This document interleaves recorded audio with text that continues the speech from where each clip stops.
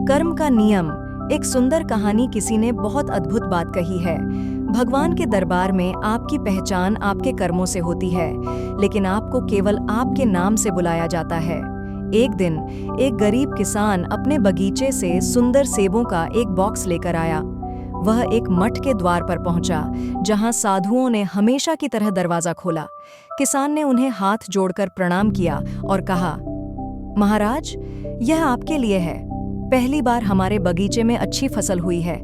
मैं ये खूबसूरत सेब आपके लिए लाया हूँ। साधु महाराज ने उत्तर दिया, क्यों मेरे लिए? आपको यह मुख्य महंत को देना चाहिए। किसान ने कहा, नहीं, मैं उन्हें नहीं जानता। मैं उन्हें दूर से देखता हूँ, लेकिन मैं आपसे मिलता हूँ और आपने मेरा ध्यान रखा है। जब मेरे बगीचे की स्थिति खराब थी, जब फसलें अच्छी नहीं हो रही थीं, जब मेरे खेत सूख रहे थे, आपने मुझे खाना खिलाया और मेरा ख्याल रखा। इसलिए यह मेरे द्वारा आपको एक उपहार है। यह कहकर किसान वहां से चला गया। साधु, जो द्वार पर पहरा दे रहा था, ने सोचा, ये खूबसूरत सेब मेरे लिए नहीं हो सकते। यह भगवान का आशीर्वाद है।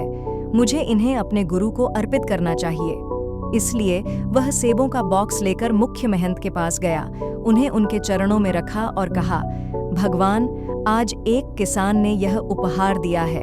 यह कहकर वह वहां से चला गया। मुख्य महंत ने सोचा, हमारे मठ में एक बाबा हैं जो बीमार हैं। ये सेब उनके लिए होने चाहिए। वे इतने सुंदर हैं, भगवान का आशीर्वाद है। इसलिए वह सेबों का बॉक्स उस बीमार बाबा के कमरे में ले गया। जब बीमार बाबा ने सेब देखे तो वे हैरान हो गए और कहा, वाह, मैंने इतने सुंदर सेब कभी नहीं देखे। सेब खाने के बजाय उन्होंने सोचा, जो लोग मेरे लिए खाना बनाते हैं और मेरा ध्यान रखते हैं, वे इन सेबों के हकदार हैं। इसलिए उन्होंने वह बॉक्स रसोई में काम कर रहे साधुओं को दे दिया और कहा, यह तुम्हारे लिए है, क्योंकि तुम मेरा ख्याल रखते हो, मुझे समय पर खाना खिलाते हो और मेरी देखभाल करते हो। ये सेब वास्तव में अद्भुत हैं। वह बॉक्स रसोई में काम कर रहे साधु तक पहुंच गया और वह भी सेबों को देखकर हैरान रह गया। उसने सोचा, मैं इनका क्या करूं? हाल ही में एक नया साधु आया है और उसे रसोई में काम सौंपा गया है। उसे यह उपहार देकर खुशी होगी। इसलिए उसने वह बॉक्स नए साधु को दे दिया और कहा, ये सेब तुम्हारे लिए हैं। नया साधु युवा था और एक साधक था। जब उसने सेबों को देखा तो उसने सोचा, ये मेरे लिए नहीं हो सकते। मैं तो बस मठ में आया हूँ। ये भगवान का आशीर्वाद है और मुझे इन्हें किसी और को देना चाहिए। उसने सोचा कि ये सेब उस पहले साधु को दे दूं जो सभी का स्वागत करता है और द्वार की रक्षा करता है। इसलिए नया साधु वह सेबों का बॉक्स लेकर उस साधु के पास वापस गया जिसने सबसे पहले सेब लिए थे और कहा, महाराज, मैंने इतने सुंदर सेब कभी नहीं देखे। मैं इन्हें आपको दे रहा हूँ। साधु मुस्कुराया और कुछ नहीं कहा। उन्होंने बस सेब स्वीकार किए और उन्हें खा लिया, समझते हुए कि ये उनके लिए ही थे।